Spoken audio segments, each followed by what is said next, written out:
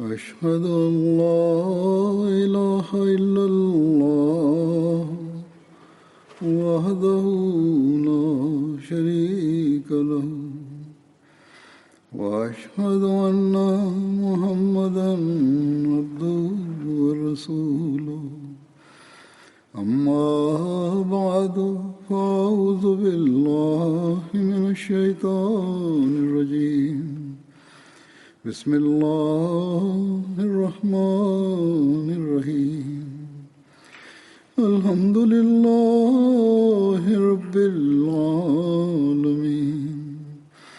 الرحمن الرحيم مالك يوم الدين إياك نعبد وإياك نستعين اهدنا الصراط المستقيم صراط الذين أنعمت عليهم غير المغضوب عليهم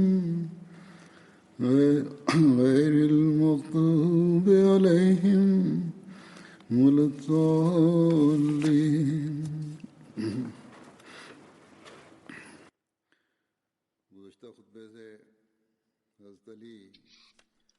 After reciting the Tashahhud, Ta'awuz and Surah Al-Fatiha, Hazrat Khalifatul Masih V, Ayyadahullahu Ta'ala binasrihil Aziz stated, and in the previous sermon I was narrating the accounts of Hazrat Ali radiyallahu ta'ala anhu, and I will continue to do so today. With regards to the bond of brotherhood, i.e. muwakhat that was formed with Hazrat Ali radiyallahu ta'ala anhu, it is mentioned in the narrations that the Holy Prophet, peace and blessings of Allah be upon him, declared Hazrat Ali to be his brother on two occasions. On one occasion, the Holy Prophet, peace and blessings of Allah be upon him, formed bonds of brotherhood between the Muhajirin in Mecca, and later the Holy Prophet, peace be upon him, formed bonds of brotherhood between the Muhajirin and the Ansar after having migrated to Medina. And on both occasions, the Holy Prophet, peace be upon him, said to Hazrat Ali, Anta akhi fid dunya wal akhirah, that you are my brother in this world as well as in the hereafter. According to another narration, the Holy Prophet, peace and blessings of Allah be upon him, formed a bond of brotherhood between Hazrat Ali bin Abi Talib and Hazrat Sahal bin Hunayf. In relation to when this bond of brotherhood was formed, we find in historical references that this bond was formed on two occasions. A commentator of Sahih Bukhari, Allama Kastalani, states that the bond of brotherhood was formed on two occasions. Firstly, in Mecca prior to the migration, where the Holy Prophet, peace and blessings of Allah be upon him, formed bonds of brotherhood between Hazrat Abu Bakr and Hazrat Umar, and between Hazrat Usman and Hazrat Abdul Rahman bin Auf, and between Hazrat Zubair and Hazrat Abdullah bin Mas'ud, and between Hazrat Ali and himself. Following this, and after having migrated to Medina, the Holy Prophet, peace and blessings of Allah be upon him, formed bonds of brotherhood between the Muhajirin and the Ansar at the house of Hazrat Anas bin Malik. Ibn Sa'd relates that the Holy Prophet, peace be upon him, formed bonds of brotherhood between 100 companions, that is, between 50 Muhajirin and 50 Ansar.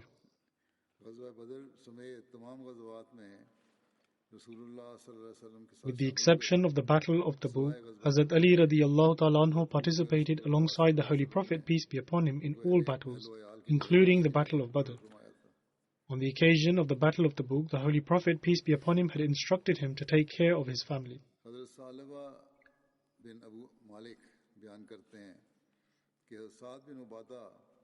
Hazrat Salba bin Abi Malik relates that on every occasion, Hazrat Sa'd bin Ubadah radiyallahu ta'ala anhu would hold the flag on behalf of the Holy Prophet, peace and blessings of Allah be upon him. However, whenever the battle would commence, Hazrat Ali bin Abi Talib radiyallahu ta'ala anhu would take hold of the flag.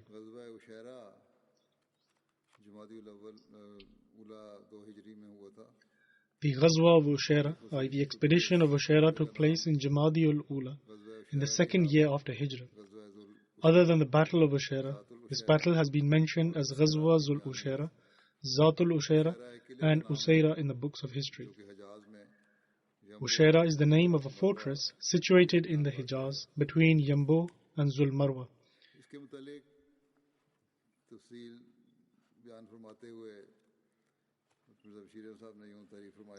Hazrat Mirza Bashir Ahmad Sahib radiyallahu ta'ala anhu has presented the details of this as follows. He writes, after this, in Jamadi ul-Ula in 2nd Hijri, upon receiving news of the Quraysh of Makkah once again, the Holy Prophet, peace and blessings of Allah be upon him, set out from Medina with a company of the Muhajirin.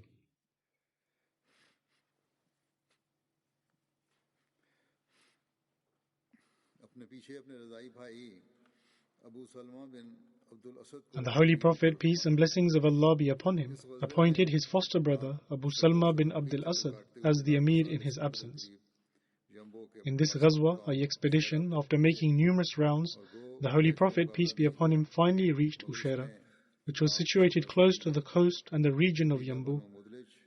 And although a battle with the Quraysh did not take place, but nevertheless, the Holy Prophet, peace and blessings of Allah be upon him, settled a treaty with the Banu Mudlij on terms as were agreed upon with the Banu Dhamra, and subsequently returned. Hazrat Ali radiyallahu ta'ala anhu took part in this expedition, regarding which it is narrated in Musnad Ahmad bin Hanbal. And Hazrat Ammar bin Yasir radiyallahu ta'ala anhu relates that Hazrat Ali and I were together in the journey during the expedition of Zatul Ushaira. When the Holy Prophet, peace and blessings of Allah be upon him, reached there and settled, we saw the people of Banu Mudlij who were working in one of the springs of their date orchard. Upon this, Hazrat Ali radiyallahu ta'ala anhu asked me that, O Abu Yaqzan, what do you think? Shall we go closer and see what they are doing? And so, both of us went towards them and watched them work for some time. Thereafter we began to feel tired, and Hazrat Ali and I left from there and rested on the ground between two date palms and fell asleep. He states that by God, it was the Holy Prophet, peace and blessings of Allah be upon him, who woke us up, and he prodded us with his foot to wake us up, as we were covered in dust from the ground beneath us. On that day, upon seeing the dust on Hazrat Ali radiyallahu ta'ala anhu's body, the Holy Prophet, peace and blessings of Allah be upon him, said, O Abu Turab, i.e. the father of dust or soil. And then he said, shall I not tell you about the two of the most wretched men? In the previous sermon, I spoke about the title of Abu Turab, that once the Holy Prophet, peace and blessings of Allah be upon him, saw Hazrat Ali sleeping in the mosque, and he was covered in dust. And so he said, O Abu Turab. And he called him Abu Turab, and from then on he was also known by this title. It is also possible that he was given this title during that incident, or called him this during a later incident, or he may have called him by this title on both instances. But in any case, it seems that this particular incident took place first.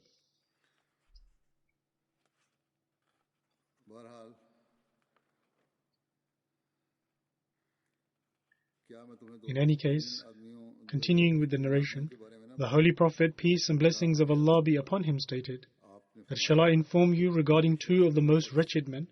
We submitted, yes, O Messenger of Allah. The Holy Prophet, peace be upon him, said that the first was a man named Uhaymir from the people of Samud, who cut the legs of the camel of Saleh. And the second person, O Ali, is he who shall strike your head, after which your beard will drip with blood. The expedition of Safwan Badratul Ula took place near the end of Jamadiul Akhir in 2nd Hijri. In relation to this, Hazrat Mirza Bashir Ahmad Sahib radiyallahu ta'ala anhu has expounded upon this in the following words. He writes that 10 days had not passed since the return of the Holy Prophet, peace and blessings of Allah be upon him, to Medina, when a chieftain of Makkah named Qurz bin Jabir Fihri, very cunningly along with the company of the Quraysh, suddenly raided a pasture of Medina, which was situated only 3 miles from the city, and fled with camels, etc., belonging to the Muslims. As soon as the Holy Prophet, peace and blessings of Allah be upon him, received news of this, he appointed Zayd bin Harsa radiyallahu ta'ala anhu as the Amir in his absence, and set out in his pursuit along with a group of the Muhajirin. The Holy Prophet, peace and blessings of Allah be upon him, pursued him until he reached Safwan, which is an area close to Badr, but he managed to escape. This Ghazwa is also known as Ghazwa Badratul Ula. On the occasion of this expedition, the Holy Prophet, peace and blessings of Allah be upon him, gave Hazrat Ali radiyallahu ta'ala anhu a white flag. The Battle of Badr took place in 2nd Hijri, or March 623 AD. And with regards to Hazrat Ali radiallahu ta'ala anhu's participation in this battle, it is recorded in the traditions that the Holy Prophet, peace be upon him, sent Hazrat Ali, Hazrat Zubair, Hazrat Sa'd bin Abi Waqas, and Hazrat Busbus bin Amr radiallahu ta'ala anhum to the spring of Badr to find out information regarding the idolaters. They saw the Quraysh giving their animals water, and they captured this group of idolaters and brought them to the Holy Prophet, peace be upon him. During the Battle of Badr, when the two armies came face to face, first the two sons of Rabi'a, Sheba and Utbah, along with Walid bin Utbah, stepped forward and declared a challenge to the Muslims for a duel. Responding to their challenge, 3 Ansar companions from the Banu Haris tribe, Muaz, Muawwiz and Auf, who were the sons of Afra, stepped forward to battle with them. However, the Holy Prophet, peace be upon him, did not like for the Ansar to be involved in the initial combat between the idolaters and Muslims. Instead, the Holy Prophet, peace and blessings of Allah be upon him, desired that this glory should be manifested by the progeny of his uncle and by his people. Thus, the Holy Prophet, peace be upon him, commanded the Ansar to return to their ranks and commended them for this act.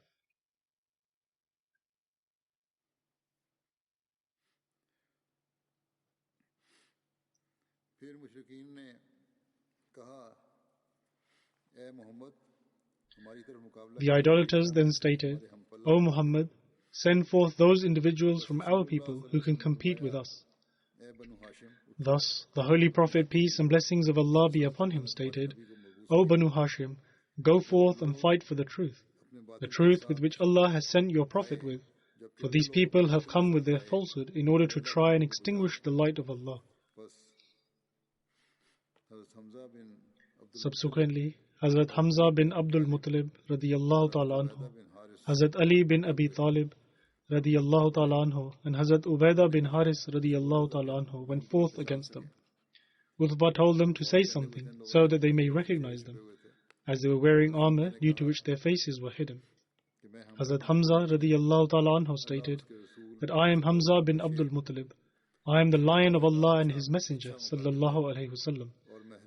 Upon this, Utbah said that he was a worthy opponent, and that he himself was the lion of the tribes. When he inquired regarding the other two, Hazrat Hamza then said that they were Ali bin Abi Talib and Ubaidah bin Haris. Utbah said that they too were worthy opponents. After this, Utbah said to his son, O Walid, go forth. Hazrat Ali radiyallahu ta'ala anhu went up against to fight him, and both began wielding their swords, and Hazrat Ali radiyallahu ta'ala anhu killed him. Then Utbah went forth, and Hazrat Hamza radiyallahu ta'ala anhu stood to fight him. Again, both began wielding their swords, and Hazrat Hamza radiyallahu ta'ala anhu killed him. After this, Sheba stood, and Hazrat Ubaidah bin Haris radiyallahu ta'ala anhu went forth to fight him. It is said that on that day, Hazrat Ubaidah radiyallahu ta'ala anhu was the eldest amongst all the companions of the Holy Prophet, peace be upon him. Sheba struck Hazrat Ubaidah radiyallahu ta'ala anhu's leg with his sword and wounded his calf. Hazrat Hamza and Hazrat Ali radiyallahu ta'ala anhuma attacked Sheba and killed him.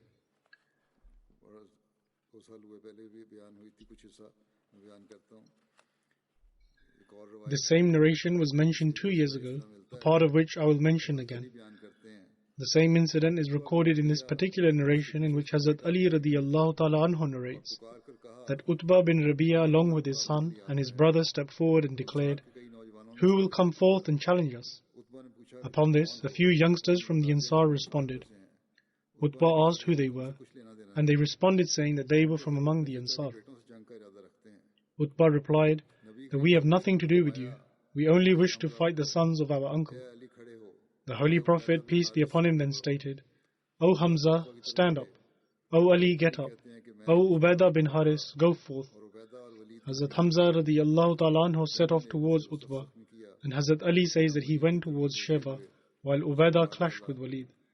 Both severely injured one another, after which both Hazrat Hamza and Hazrat Ali went towards Walid and killed him, and took Ubaidah away from the battlefield.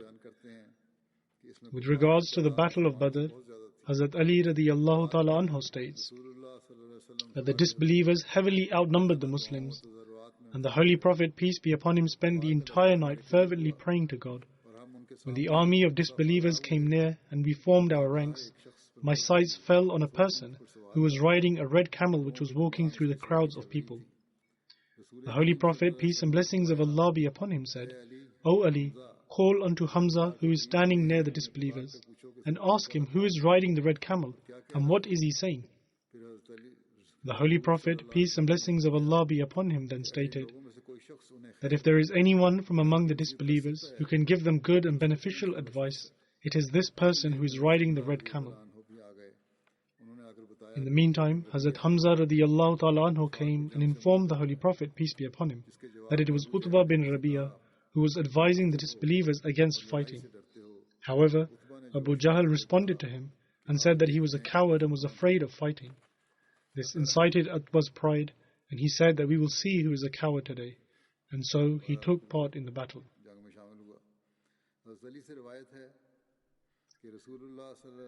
Hazrat Ali radiyallahu ta'ala anhu narrates that on the occasion of the Battle of Badr, the Holy Prophet, peace and blessings of Allah be upon him, said to both him and Hazrat Abu Bakr radiyallahu ta'ala anhu that on the right side of one of you is Jibreel, and on the right side of the other is Mikail, and Israfil is a great angel who is present during times of war and stands amongst the ranks.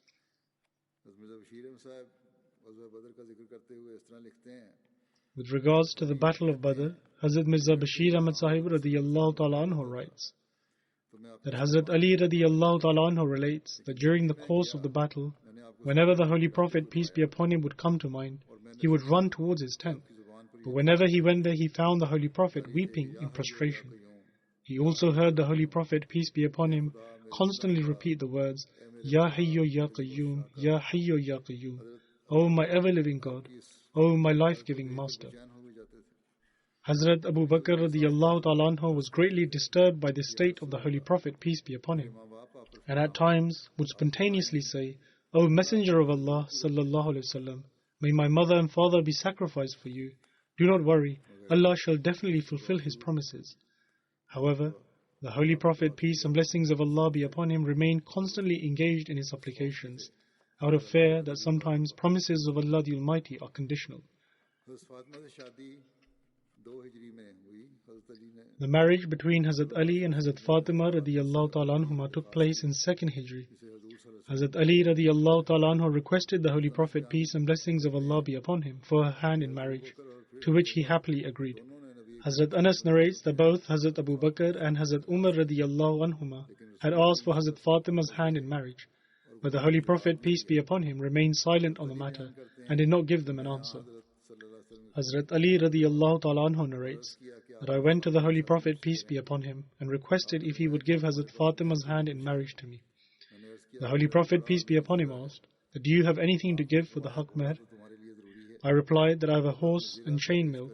The Holy Prophet, peace be upon him, said that you will require your horse, but you can sell your chainmail. And so I sold my chainmail for 480 dirhams to arrange for my haq mehr.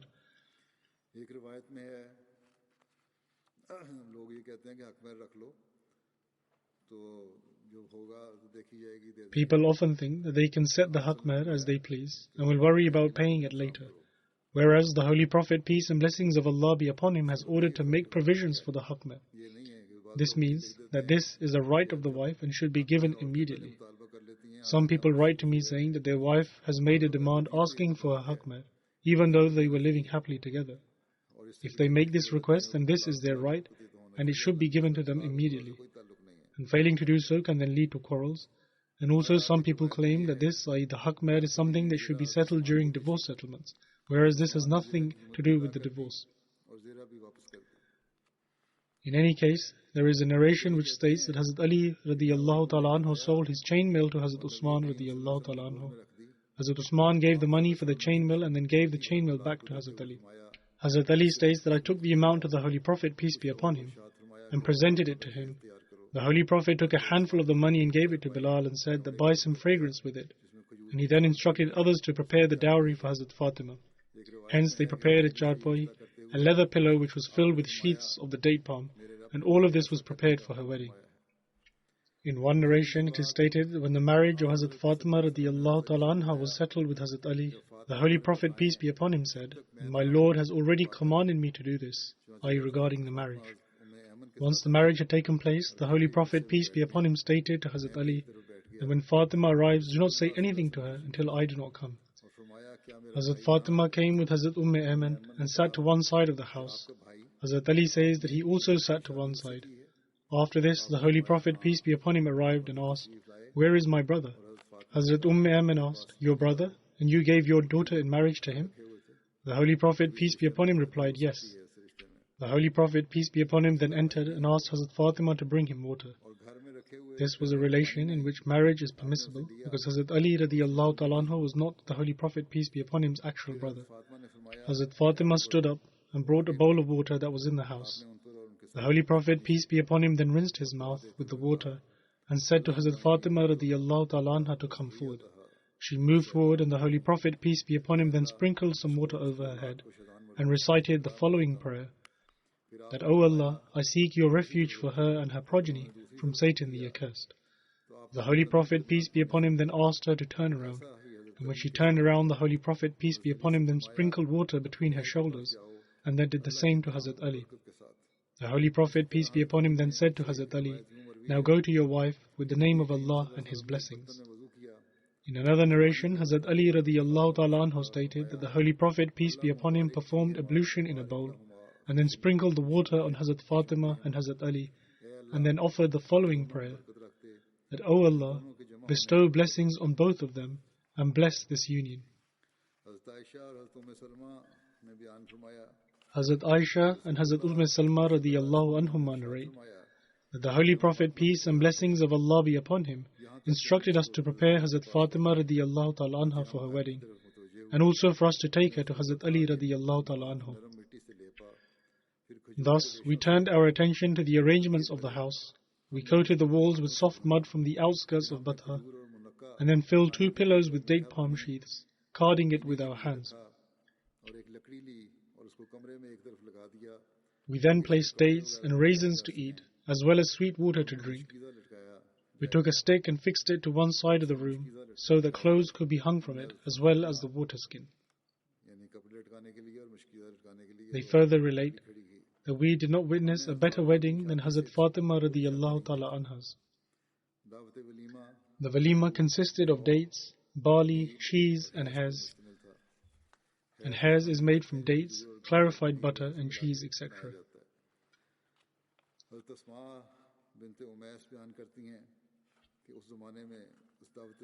Hazrat Asma bint Umais narrates that at that time we did not witness a better wedding than this one.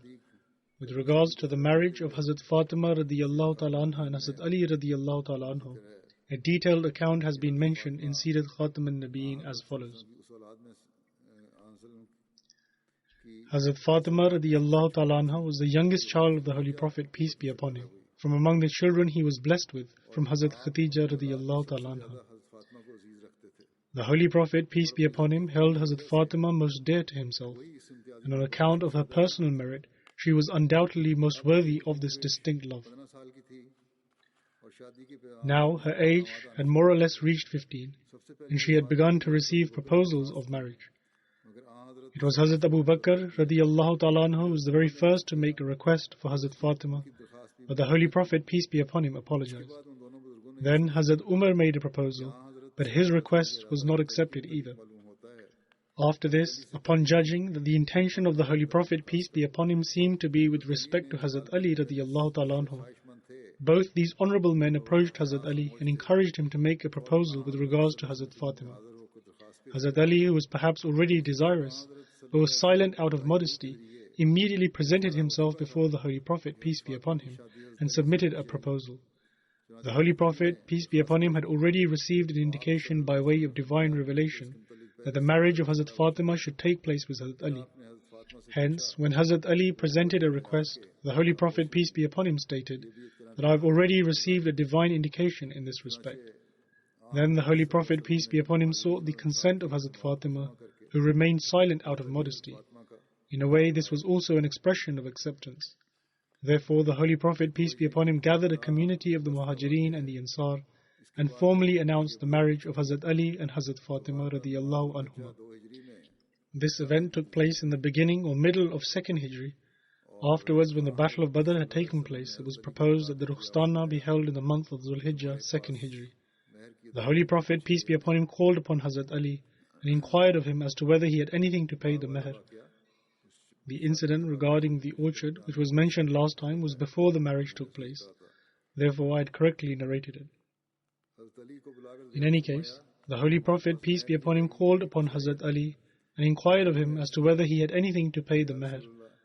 Hazrat Ali radiyallahu ta'ala anhu submitted that, O Messenger of Allah sallallahu alaihi wasallam, I have nothing. The Holy Prophet, peace be upon him, asked, what about the chainmail I gave to you on that day, i.e. from the spoils of Badr? Hazrat Ali responded, that I do have. The Holy Prophet, peace be upon him, said, that shall suffice, bring it. Hence, this chainmail was sold for 480 dirhams, and the Holy Prophet, peace be upon him, arranged for the expenses of the wedding from this very amount. The dowry which the Holy Prophet, peace be upon him, gave to Hazrat Fatima consisted of an embroidered shawl, a cushion made of hide which had been filled with dry date palm leaves, and a water skin. It is also related in one narration that the Holy Prophet, peace be upon him, also gave Hazrat Fatima a handmill as part of her dowry. When these items had been arranged for, there was a need to obtain a home. Until now, Hazrat Ali perhaps lived with the Holy Prophet, peace be upon him, in an apartment built next to the mosque. However, a separate abode was now required, where husband and wife could reside after marriage. Therefore, the Holy Prophet, peace be upon him, instructed Hazrat Ali to find a place where both of them could reside. Hazrat Ali temporarily arranged for a home, and the Rukhstana of Hazrat Fatima took place. On the very same day, after the Rukhstana, the Holy Prophet, peace and blessings of Allah be upon him, visited their new home and called for some water to be brought to him. The Holy Prophet, peace be upon him, prayed on it and then sprinkled it on both Hazrat Fatima and Hazrat Ali, whilst repeating the following words, that, O Allah, bless the mutual relations of both of them, and bless those relations of both which are built with others, and bless their progeny. After this, the Holy Prophet, peace be upon him, left the newly wedded couple alone and returned. Afterwards, one day when the Holy Prophet, peace be upon him, came to visit Hazrat Fatima, she submitted to the Holy Prophet, peace be upon him, that Harsa bin Noman Ansari was in possession of a few homes, and asked if the Holy Prophet, peace be upon him, would request him to vacate one of them. The Holy Prophet, peace be upon him, said that he has already vacated so many homes for our sake. Now I feel embarrassed in requesting more of him. In some way or another, when Harsa happened to find out about this, he came running to the Holy Prophet, peace be upon him, and submitted, O Messenger of Allah sallallahu alaihi wasallam, everything I own belongs to you, my master. By God, whatever you accept of me causes me greater joy than that which remains with me. Then this faithful companion insisted and vacated one of his homes and presented it to the Holy Prophet, peace and blessings of Allah be upon him. After this, Hazrat Ali and Hazrat Fatima moved to this home. Despite their impoverished and straitened circumstances, Hazrat Ali and Hazrat Fatima were examples of devotion and piety. In the hadith, we find a narration in which Hazrat Ali states that Hazrat Fatima complained of pain in her hands due to using the handmill. During this time, a few prisoners were brought to the Holy Prophet, peace and blessings of Allah be upon him. Hazrat Fatima went to visit the Holy Prophet, peace be upon him, but she did not find him at home. Hazrat Fatima met Hazrat Aisha and informed her of the reason why she came. Later, when the Holy Prophet, peace be upon him, returned, Hazrat Aisha informed him why Hazrat Fatima had visited. Hazrat Ali further narrates that the Holy Prophet, peace and blessings of Allah be upon him, visited us when we had just retired to our beds. We were about to stand up for him, but the Holy Prophet, peace be upon him, stated that remain as you are. He then sat with us in a way that I felt the coolness from his feet near my chest. The Holy Prophet, peace be upon him, then stated that, shall I not inform both of you about that which is better than what you came to ask for earlier? That is, when you both lie down to sleep, recite Allahu Akbar, i.e. Allah is the greatest 34 times, Subhanallah, i.e. glory to Allah 33 times, and Alhamdulillah, i.e. all praise is due to Allah 33 times. This will be better for both of you than requesting for a worker for the house. Hazrat Abu Huraira narrates that Hazrat Fatima went to the Holy Prophet, peace be upon him, in order to request for a worker for the home and express difficulty in the housework. The Holy Prophet, peace be upon him, stated that you will not find such a worker with me, meaning that she will not be given a worker, as the Holy Prophet, peace be upon him, did not wish to give her one. Even though she was entitled to one, as Hazrat Ali radiallahu ta'ala anhu also had a share in the spoils of war. However, the Holy Prophet, peace be upon him, did not give her one, and instead the Holy Prophet, peace be upon him, stated, shall I not tell you about something which will be better for you than obtaining a worker? Before going to sleep, you should recite Subhanallah 33 times, Alhamdulillah 33 times, and Allahu Akbar 34 times. This is a narration of Sahih Muslim. In his biography of the Holy Prophet, peace and blessings of Allah be upon him, Hazrat Muslim Maud radiyallahu ta'ala anhu mentions this incident using the reference mentioned in Sahih Bukhari. He writes, Hazrat Fatima complained to the Holy Prophet, peace be upon him, that using the handmill caused her pain. During this time, some captives were brought to the Holy Prophet, peace be upon him.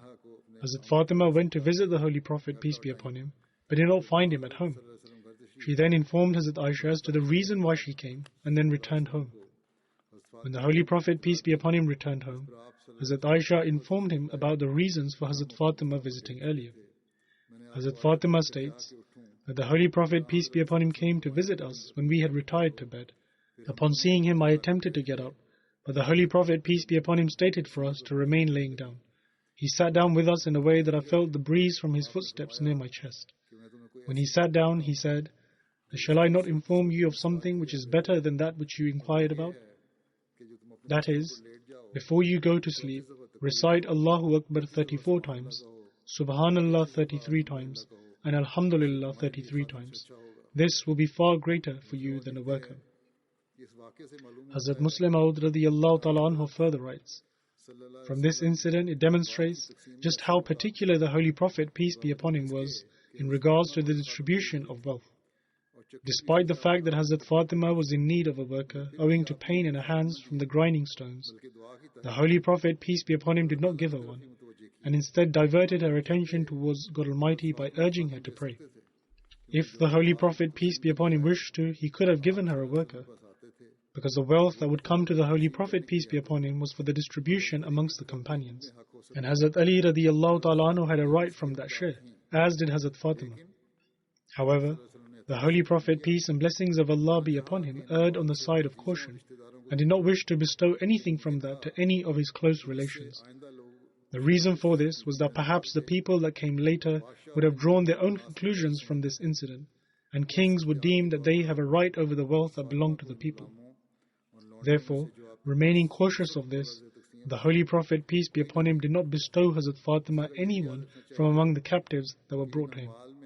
It should be remembered here that God Almighty had already stipulated a portion from the wealth for the Holy Prophet, peace be upon him, and his relatives. He would spend from among this and also grant to his family members. However, until his portion was not granted to him, he would never spend from it, nor would he give it to his relatives. Thus, can the world present the example of any king who was so cautious and careful with spending from the treasury? If such an example exists, then it is only from among the servants of this pure individual. Otherwise, no other religion can present such an example.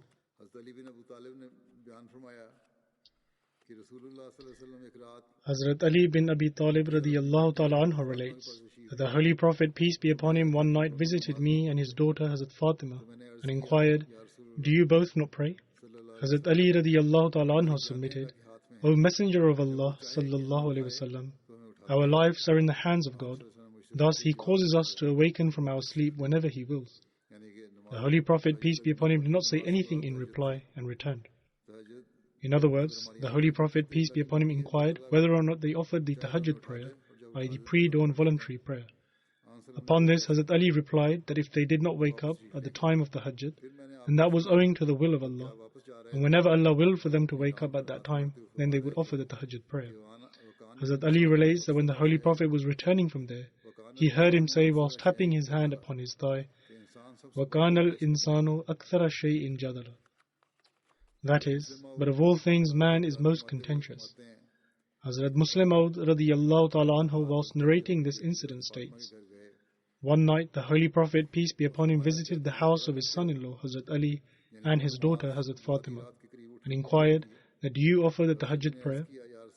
In other words, the prayer which is offered after waking up in the middle of the night. Hazrat Ali submitted, O Messenger of Allah, sallallahu alaihi wasallam, we try to offer it, but at times, owing to the will of Allah, we remain asleep and miss the tahajjud prayer. The Holy Prophet stated, you should offer the tahajjud prayer, and then left to return home, and whilst walking back, he kept repeating, وَكَانَ الْإِنسَانُ أَكْثَرَ شَيْءٍ جَدَلًا. This is a verse of the Holy Quran, which means that most often one is reluctant to admit and acknowledge his error, and offers all kinds of justifications in order to conceal his faults. In other words, Hazrat Ali and Hazrat Fatima should have said that sometimes they commit the mistake and oversleep, instead of saying that it is owing to the will of God Almighty that they remain asleep. Why do they attribute their error to Allah the Almighty?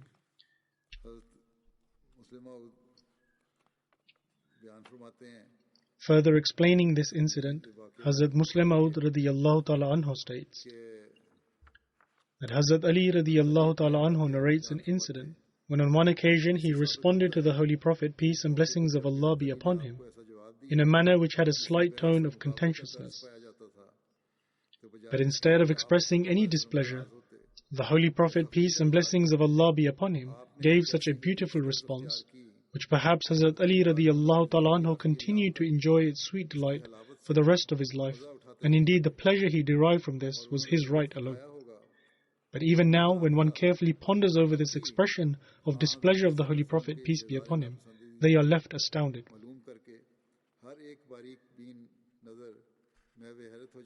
Hazrat Muslim Maud radiyallahu ta'ala anhu further writes that there is a tradition from Bukhari in which Hazrat Ali radiyallahu ta'ala anhu narrates that one night the Holy Prophet, peace and blessings of Allah be upon him, visited me and Fatima Zahra, the daughter of the Holy Prophet, peace be upon him. The Holy Prophet, peace be upon him, inquired whether we offered the tahajjud prayer. To this I replied, O Messenger of Allah sallallahu alaihi wasallam, our lives are in the hands of Allah, and whenever He wills, He causes us to wake up.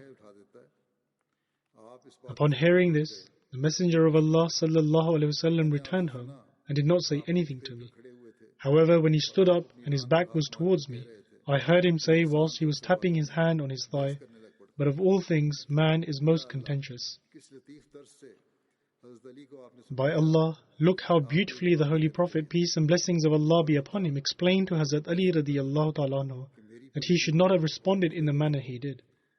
Had it been anyone else, firstly they would have responded back by saying that considering his position and rank, he had no right to give a response like that. Or at the very least, he would have argued that what he had said was incorrect. That is, that a person has no choice, and that all of one's actions are controlled by Allah the Almighty, and He does so as He wills, including whether one offers their prayers or not. He would have argued that such a concept of compulsion was against the Holy Quran. However, the Holy Prophet, peace and blessings of Allah be upon him, did not respond in either manner, nor did he become angry or argue with Hazrat Ali radiyallahu ta'ala anhu in order to highlight his error. In fact, the Holy Prophet, peace be upon him, turned to one side and expressed his astonishment at the fact that how one is always able to find a justification and becomes contentious. The reality of the matter is that this one statement of the Holy Prophet, peace be upon him, was filled with countless lessons, and had it been anyone else, they would not have been able to convey a fraction of it, even if they had argued 100 times.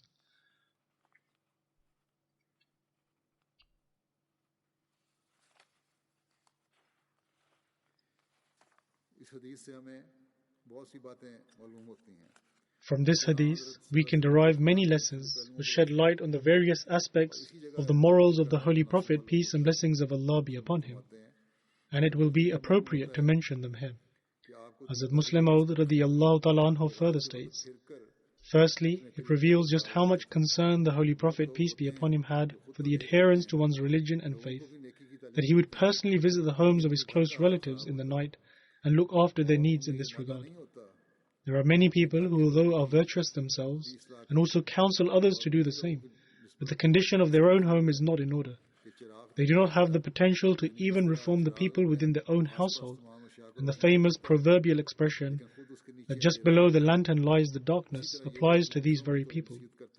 In other words, their example can be likened to a lantern which grants light to its surroundings, but right beneath it there remains darkness. Such people counsel others but have no concern for their own home as to whether the people of their own household are deriving any benefit from their light. However, the Holy Prophet, peace be upon him, wished the members of his household to also partake of the spiritual light which he wanted to illuminate the world with. For this, the Holy Prophet, peace be upon him, would constantly counsel them and regularly inquire from them and assess their condition. The moral training of one's own household members is such a moral excellence that if the Holy Prophet, peace be upon him, did not possess this, then this invaluable trait would have been devoid from his moral qualities. The second aspect which is evident from this hadith is the absolute conviction the Holy Prophet, peace be upon him, had in this teaching which he presented before the world. Not even for a single moment did the Holy Prophet, peace be upon him, ever entertain a doubt regarding this teaching. People level the allegation that, God forbid, the Holy Prophet, peace be upon him, did not receive any divine revelation, and only did all of this in order to mislead the people and thereby establish his own rule. However, this was certainly not the case. The Holy Prophet, peace be upon him, had such conviction in his prophethood and having been commissioned by God that one cannot find any such example in the world. It is possible that one can put on an act before people in order to prove their truthfulness. However, it is not possible that one would go in the late hours of the night to the house of their own daughter and son-in-law and inquire whether they offered the prayer which one offers by waking up in the middle of the night, and which is not even obligatory, but rather has been left for the believers to decide for themselves, based on their circumstances, whether they offer it or not. Thus, for the Holy Prophet, peace and blessings of Allah be upon him, to visit the house of his daughter and son-in-law at such a time and to encourage them to offer the tahajjud prayer proves the absolute conviction he had in this teaching, which he wanted others to adhere to as well. Otherwise, in the case of a liar, he knows that someone may or may not follow his teaching, but he would never discreetly visit the home of his children and advise them to adhere to this teaching. In other words, whether one follows such a teaching is a different matter, but he would never advise his own children at such a time when no one else is around to see.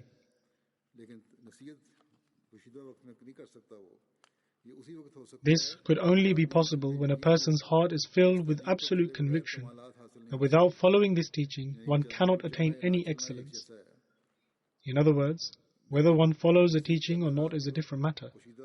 However, to advise someone about this in the night and away from the sight of others can only happen if one has complete conviction that without this teaching, one cannot attain the excellence of that faith or the excellences that are derived from that teaching. The third aspect which is evident from this hadith is the very reason why I narrated this incident, in that it shows that how the Holy Prophet, peace and blessings of Allah be upon him, would show great patience whilst explaining matters to others, and instead of arguing, he would make them realize their mistake with love and affection. In this particular incident, Hazrat Ali radiyallahu ta'ala anhu responded to the Holy Prophet, peace be upon him's question by saying that once they have fallen asleep, they have no control over themselves in order to wake up. A person who is asleep has no control over himself. Therefore, once he has fallen asleep, he no longer has any knowledge that a certain time has come and he must now do such and such thing. And so if Allah causes them to wake up, then they offer the prayer because they have no other choice, as there were no alarm clocks at the time. But undoubtedly, the Holy Prophet, peace and blessings of Allah be upon him, was surprised to hear this response, because the level of faith that was instilled in the heart of the Holy Prophet, peace be upon him, was such that it would never allow such a thing to happen, whereby the time for the tahajjud would pass by, and the Holy Prophet, peace be upon him, remained unaware of it. Therefore, the Holy Prophet, peace be upon him, simply turned the other way and said that man never acknowledges his mistakes, but becomes contentious. In other words, in future they should not offer an excuse, but instead make an effort so that they do not miss the time for the tahajjud prayer. Hazrat Ali radiyallahu ta'ala anhu states that from that day on, he never missed the tahajjud prayer. The accounts from the life of Hazrat Ali radiyallahu ta'ala anhu will continue to be narrated, inshallah. The situation in Pakistan nowadays is getting worse and worse. Whilst following the Maulvis, i.e. the religious clerics, and conspiring with them, some government officials are making efforts to cause as much harm as possible. Therefore, pray especially in this regard May Allah the Almighty protect the Ahmadis there who are living in Rabwa and in the other cities, and protect them from the evil of these people. May Allah the Almighty safeguard them from the extremely perilous schemes, and may He seize them swiftly.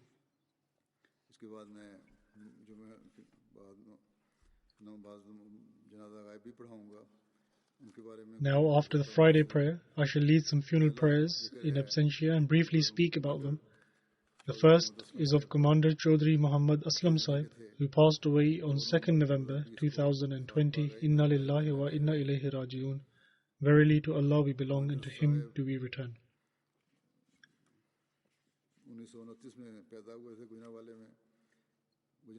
Commander Sahib was born in Gujranwala in 1929. There he passed his matriculation exams and attained the first position. He then completed his FSc from Talimul Islam College and FC Government College. And he completed his BSc from Government College Lahore. He then had the honor of completing his MSc at the Punjab University under the tutelage of Dr. Abdul Salam. In 1948, he enlisted in the Furqan Force and was appointed in Azad Kashmir, where he was awarded with Mujahid-e-Kashmir certificate and the Azadi-e-Kashmir medal. In 1955, the deceased enlisted in the Pakistan Navy, where he served in key positions such as the Director of the Pakistan Naval Academy, Deputy President of Inter-Service Selection Board in the Studies Cohort, and Deputy Director of Naval Educational Services at the Islamabad Naval Headquarters.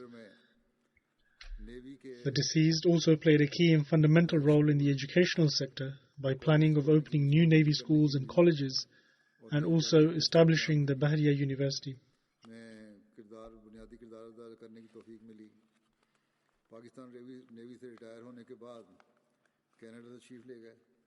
After retiring from the Pakistan Navy, he moved to Canada and performed Waqf-e-Arzi for a year at the Toronto Mission House. Thereafter, in 1993, he requested to dedicate himself after retirement, which was approved by Hazrat Khalifatul Masih IV, rahimahullah, and so his services to the Jamaat spanned over 28 years.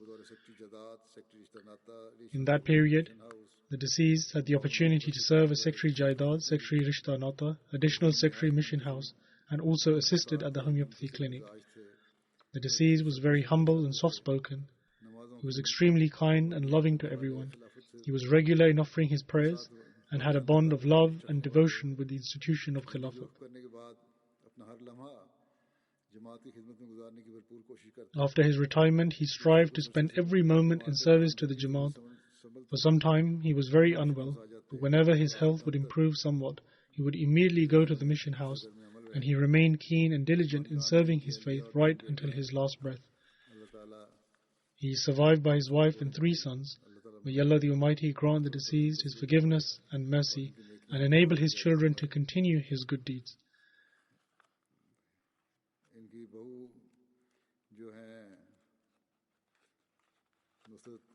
His daughter-in-law, Nusrat Jahan Sahiba, says that he was an extremely kind, compassionate and pious person. He fulfilled his work by devotion with utmost sincerity. He was the ideal husband and father, and prior to his demise, he would continue advising his children that it is very important to maintain a relationship with the Jamaat and with Allah the Almighty, and to remain regular in offering their prayers. And he himself was regular all his life in offering prayers and the Tahajjud prayer. The second funeral is of Shahina Qamar Sahib, wife of Qamar Ahmad Shafiq Sahib, who is a driver for Nazarat-e-Uliya. Shahina Qamar Sahiba and her son Samar Ahmad Qamar passed away on 12th November 2020 at 1:30 in the afternoon due to a road accident. Inna lillahi wa inna ilayhi raji'un. Verily to Allah we belong, and to Him shall we return.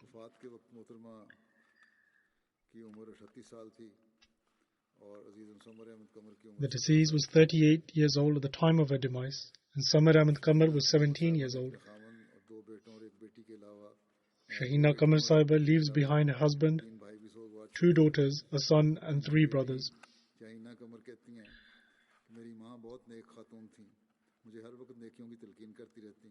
Shahina Qamar Sahiba's daughter says, "My mother was a very pious woman and would always admonish me in doing good. She would always be the first in doing good deeds and would share everything with me. She was a very good friend to me. And she would always say that, mashallah, that she had a great passion for Jamaat work and she would tell me everything. MashaAllah, another special characteristic she mentions is that she had a great passion for Jamaat work and that she was always prepared to render her services for the Jamaat despite the minimal level of education. Her husband also wrote that despite her minimal level of education, she managed the house in a great manner and raised her children wonderfully. The next mention is of Samar Ahmad Qamar Sahib, son of Qamar Ahmad Shafiq Sahib. He was with his mother and passed away with her in the accident. He was a student in the first year of Talimul Islam College, and by the grace of Allah the Almighty was doing well in his studies. He would serve in Khudam al-Ahmadiyya duties with great zeal and passion, and he was very active in his Jamaat work. Whenever a request was made by his in charge, he would leave whatever work he was doing immediately. His father writes that at times I would be on travels for 3 to 4 days at a time, but he would always say that, "Father, don't worry, I will take care of the house affairs. You can go ahead and do your duties." And this is how it was in reality. He was a very responsible young man.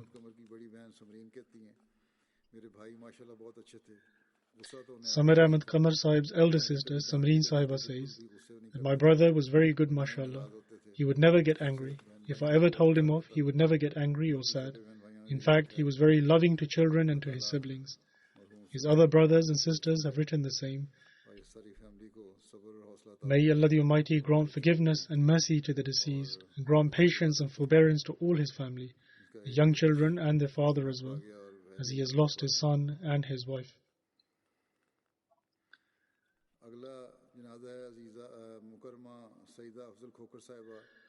The next funeral is of Sayyida Afzal Khokar Sahiba, wife of Shaheed Muhammad Afzal Khokar Sahib and mother of Shaheed Ashraf Mahmud Khokar Sahib. Her husband and her son were both martyred. She passed away on 12th September 2020 in Canada. Inna lillahi wa inna ilayhi raji'un. Verily to Allah we belong, and to Him shall we return.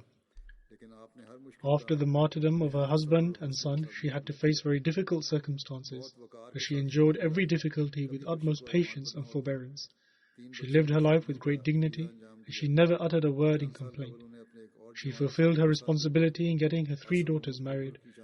A few years ago, she had to bear the sudden loss of another one of her young sons, Asif Mahmud Khokar Sahib, and she displayed great patience and fortitude on that occasion as well. The deceased was very loving towards her friends and relatives. She was very hospitable and took care of the less fortunate. She had a bond of devotion, respect and love with Khilafat. She fully participated in Jamaat activities. Her entire life she continued to give charity on behalf of her parents, her martyred husband and son, and other pious people. Her parents were Mirza Afzal Karim Sahib and Sughra Begum Sahiba, who were greatly devoted to Islam and Ahmadiyyat. She was the eldest sister of Mirza Mujib Ahmad Sahib and Mirza Fazlur Rahman Sahib of East London. She was the elder sister-in-law of Mubarak Khokar Sahib of Lahore, and she was the elder aunt of Mubarak Siddiqui Sahib. By the grace of Allah the Almighty, she was a Musi, and she is survived by her son Bilal Ahmad Khokar Sahib and 3 daughters, Taiba Qureshi, Tahira Majid and Samina Khokar. May Allah the Almighty elevate her station, grant her His forgiveness and mercy, and enable the children to continue the good deeds of their mother.